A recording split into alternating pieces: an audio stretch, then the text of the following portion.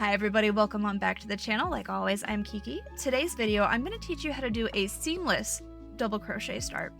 I know it doesn't happen very often in patterns, but it's more of a preference thing. So if you don't like the way it looks to do 2 chain to start your double crochet, then this video is for you. So normally when you're at the end of a row and you want to do another double crochet, so you want to start out here with a double crochet. Usually the patterns will have you just chain 2 and then that acts as your first double crochet, and then you go into your next stitch and you do a normal double crochet. I've never truly loved the look of it. It usually has a bigger hole here. I've never been too crazy about it, so I like to do the chainless double crochet start. So for that, you're just gonna go right into your first stitch. Oops. Go right into that first stitch, and you're gonna single crochet like normal. Just a single, regular, basic single crochet. So then what you're gonna do, you've got the braid, so the top of that single crochet. You're just gonna go right back into that same one. Don't do anything extra to it, just go right back into it. And then single crochet right on top of that.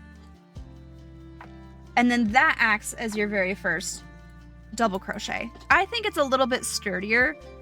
And then you just continue double crocheting the rest of the row. I like the way it looks a little bit better. I think it's a little bit neater once you kind of start going. And it just adds a little bit of sturdiness to it.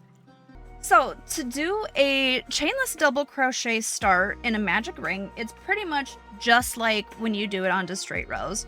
So you're going to take your magic ring like normal, single crochet that first stitch, just like you would a normal single crochet into your magic ring. That'll look like that. Just your basic. You've got the top, the braid looking part of your stitch. You're going to take your hook. You're going to go through that single crochet, and you're just going to put one more single crochet into it. And then you can do your double crochets like normal into your magic ring. And you can pull that nice and tight, and it looks even. Alright guys, I really hope that made sense. That one kind of took me a little bit to figure out, to actually make look good. So if I wasn't very clear, please tell me in the comments. Or if it did help you, please tell me in the comments as well. As always, we'll see you next time.